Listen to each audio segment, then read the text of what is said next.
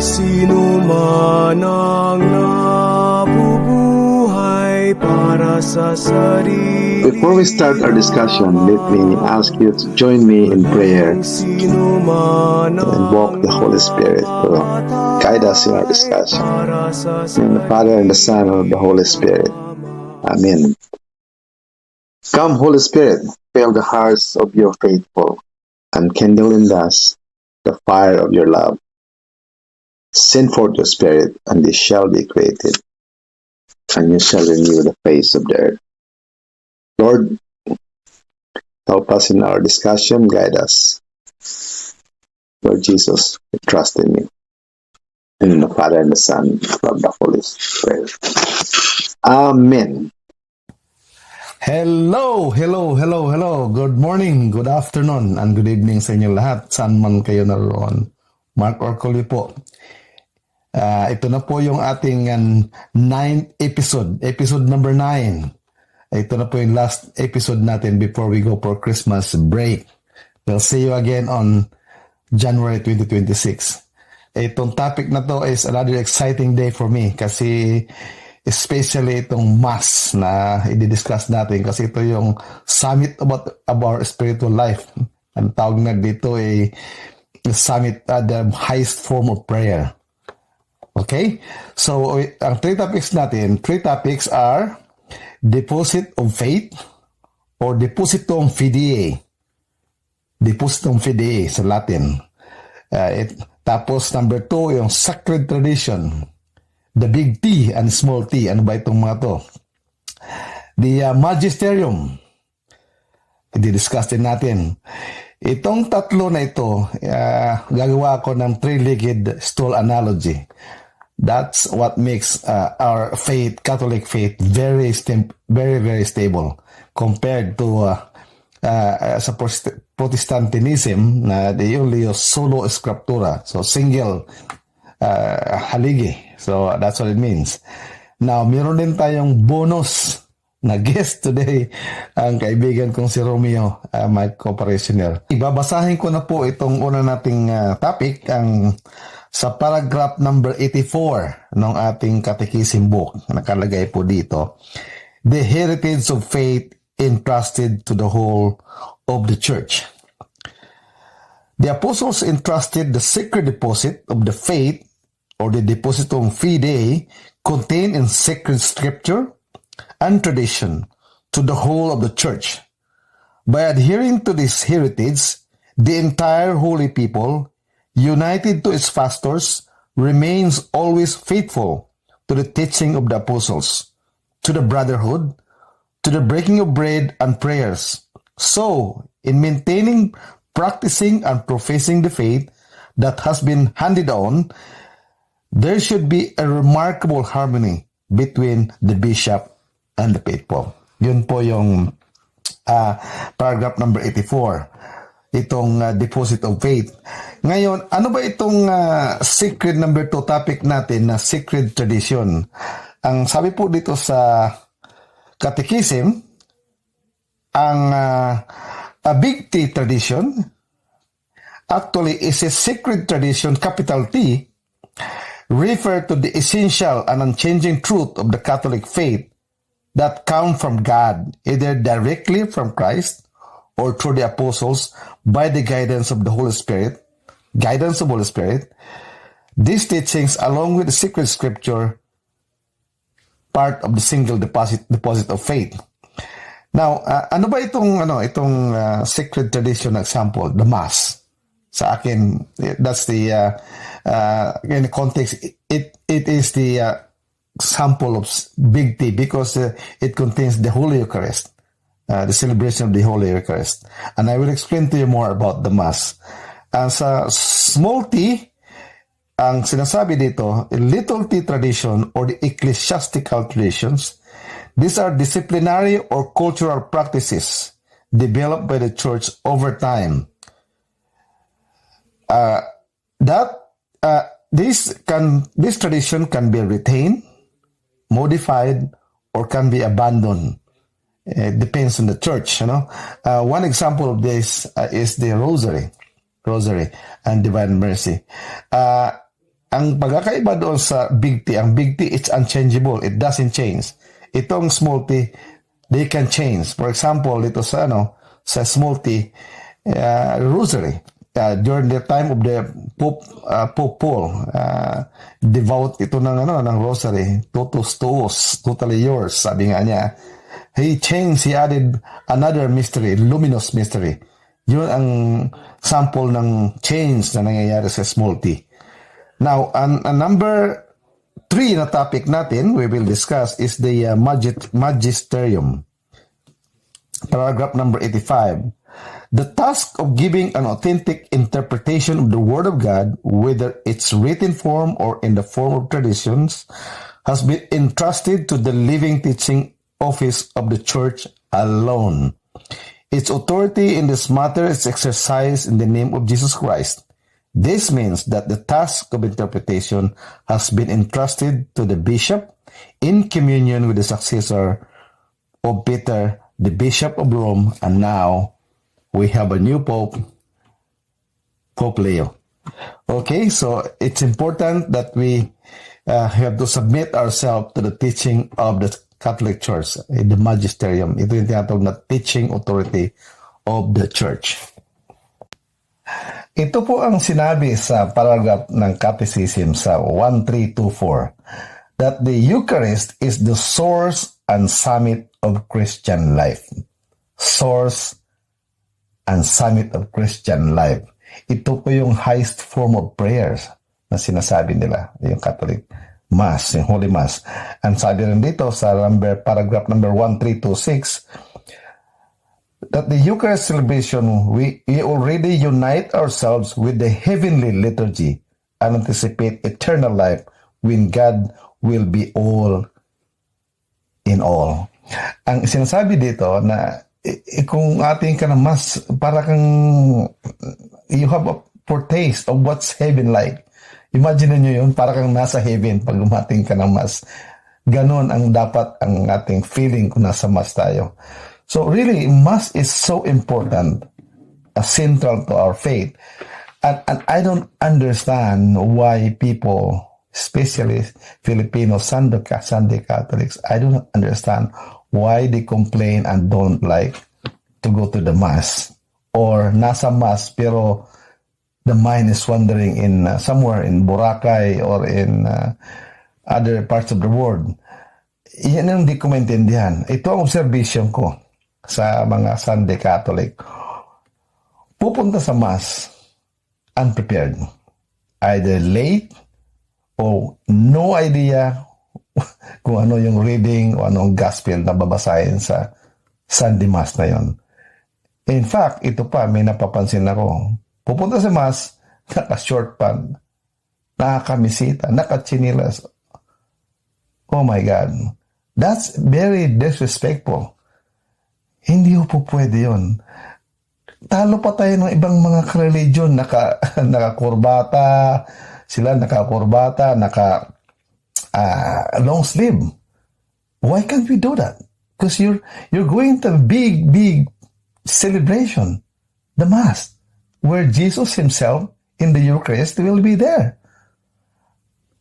Diba? O ito, pangalawang observation ko, yung ginagawa ng parang cinema style. Dami niyan, mga Pilipino ganyan. Pupunta ng Mass, ang inabutan ay gospel. Tatapusin niya yung Mass, tapos atin uli, pagdating sa gospel, kung saan niya inabutan, you go home. You can't do that. You have to do it completely from the start to doxology at to the end. Ito pa may mga observation ko nakikita. Nako. Nag-umpisa na yung Mass, kukwentuhan pa sa likod. Nagtitexting. Kung ano-ano pinaggagawa. Guys, The church is holy. Pag hindi natin nirespeto ang Mass, nandoon si Jesus. Anong palagay niyo mangyari sa atin? We don't value it. That's our salvation. So, yun ang nakapansin ko sa mga Filipino Sunday Catholics. Madalas napapansin ko yan. Kaya dapat, let's get serious with this. Mass is very important. In fact, sinasabi sa paragraph sa Catechism number 2181, if you deliberately, full knowledge, you don't attend the Mass, it's a mortal sin and it has to be confessed. Guys, it's a serious thing. If you're Catholic and you don't attend deliberately the Mass without good reason, it's a mortal sin. So, think about it. Ang problema ito, complain tayo ng complain.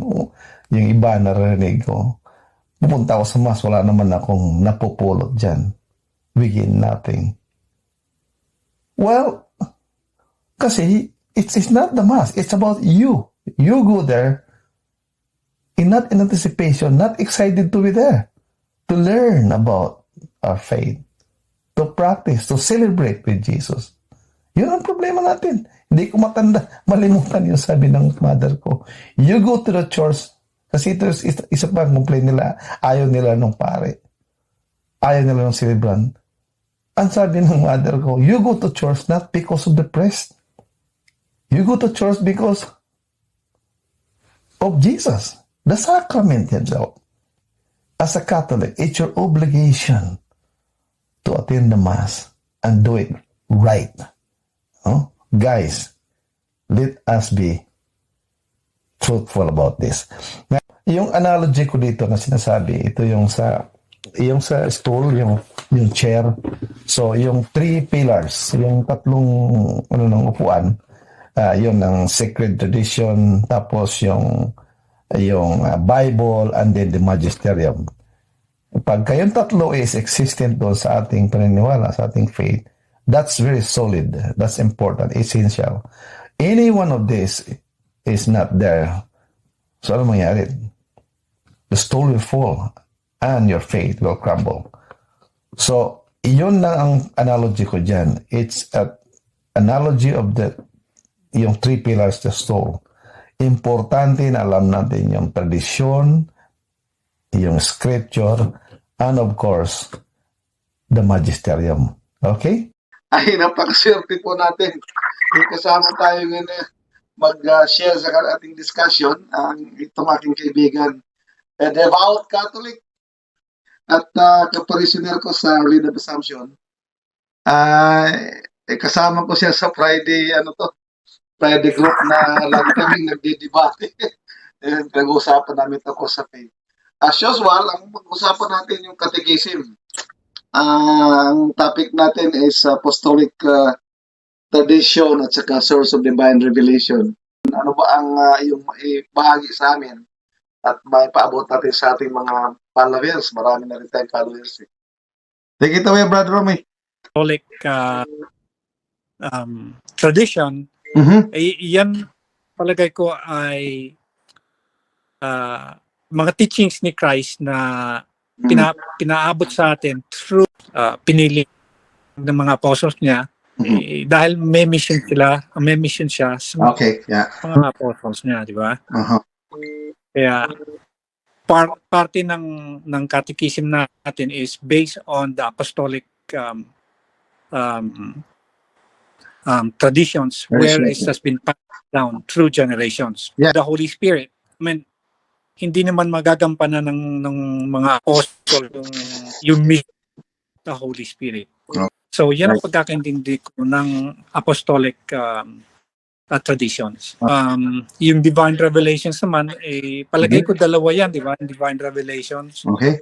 The source of divine revelation, ang pagkakalam ko din sa source ng divine revelation is yung scriptures. Yung Bible, tsaka yung pangalawa pa nga, itong apostolic traditions. Tradition, okay. May tanong na ako sa iyo sa personal mo na experience kasi yun nga ang sabi sa catechism na ang source talaga ng apostolic traditions orally at saka writing, you know.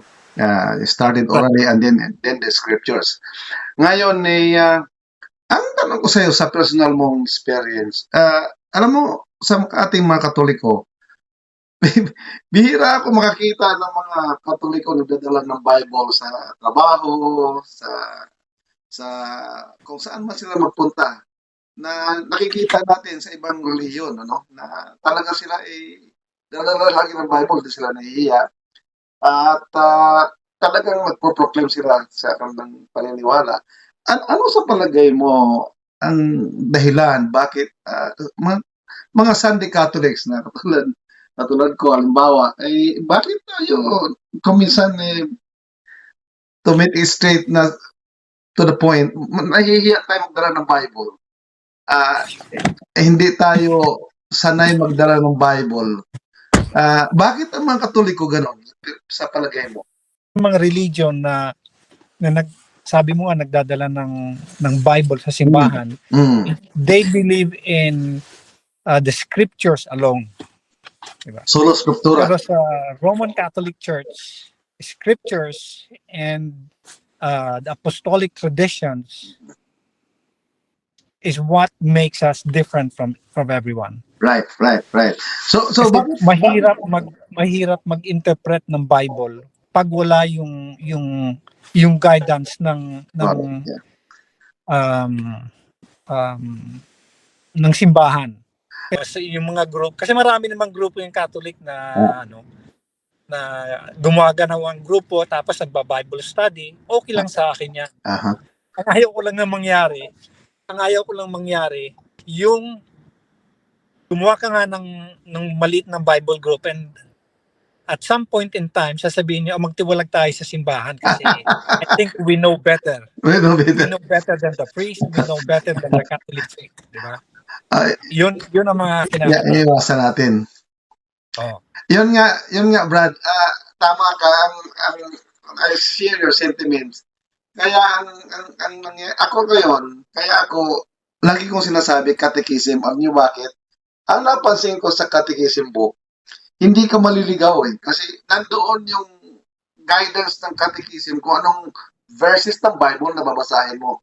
Kung anong part ng Bible pinapaliwanag nila. Kaya in essence, para ka na rin guided ng simbahan.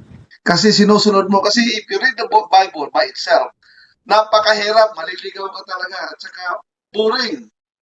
No? Kaya ang maganda sa catechism, sa experience ko, kung bubuklatin mo yung catechism, nandoon lahat, pati mga anong verses ng Bible na dapat mong basahin, ano ang opinion ng Catholic Church tungkol dyan, ano yung mga sinasabi ng mga saints, ano yung mga sinasabi ng mga apostolic father, nandoon lahat. Kaya para mapalagay ang loob ko, natingin ko tama kasi kumbaga doon ka lang sa within the bounds ng rules ng Catholic. Kasi sa akin, yung catechism, ito na yung kumbaga constitution natin, paniniwala natin.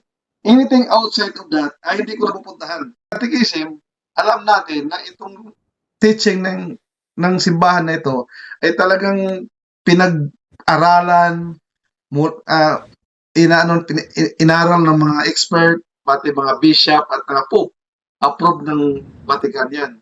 So tama ka, minsan mahirap na magdala ka ng Bible na hindi mo kabisado. Ayun din ang kaya ako I base my bali Brad, ang sinasabi mo ngayon as long as yung paghawak mo ng pag-aral mo ng Bible guided siya ng catechism, hindi ka maliligaw. Yes sir. That's what I believe. It's not in catechism na quotation ng catechism, I don't want to go there. Palagay ko tama din yan kasi much as we would like to have every Bible study or readings, gatherings ng maliliit na mga grupo na may paring kasama, medyo mahirap din kasi kokonti lang naman talaga yung pare. Oo, yun nga. Relating to Yun nga. yung mga pari sa Pilipinas kasi yun naman ang ano natin, di ba? Oo. Kung gusto nating tumali, sinasabi mo kung sino man nakakarinig ng nagsusubscribe dito sa vlog mo, kung gusto mo nila mag-aral ng Bible para maintindihan nila, sana kasama din doon yung catechism. Basahin nila yung catechism para hindi sila maligaw. Correct. Exactly. That's what I mean by dapat guided ka ng catechism kasi otherwise maliligaw ka. Halimbawa, ang tanong tungkol sa ano ba yung confession. O di andun yung definition, ano ang kinakot ng Bible doon ang catechism. Doon ka lang, hanggang doon ka lang. Do not attempt to explain outside doon sa catechism. Kasi doon maliligaw ka na. So bali, ang ina-advise mo sa mga viewers mo ngayon is pag talagang basahin ninyo, dapat maging guidance din sa araw-araw na Katoliko, na Pilipino, lalo sa Pilipinong Katoliko, yung catechism. Correct, Brad. At the same time, magbasa ng Bible. Correct. I-relate yung, kasi related yung ano na yan. Correct. Hindi pwedeng ibahin yan. Dapat hindi pwede. Yun ang sinasabi.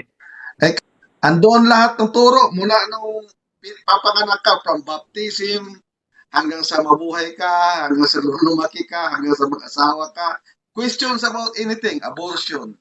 Question about homicide. Question about just war. Andun lahat. Pati yung mga principle ni Thomas Aquinas nandoon. Andun lahat.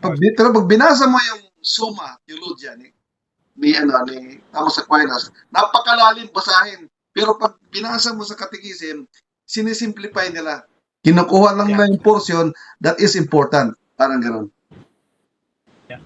They make it simple. Tama, naintindihan ko. Yeah. Okay, Brad. Maraming salamat. And don't forget, if you want to join me all the time, share, like, and subscribe.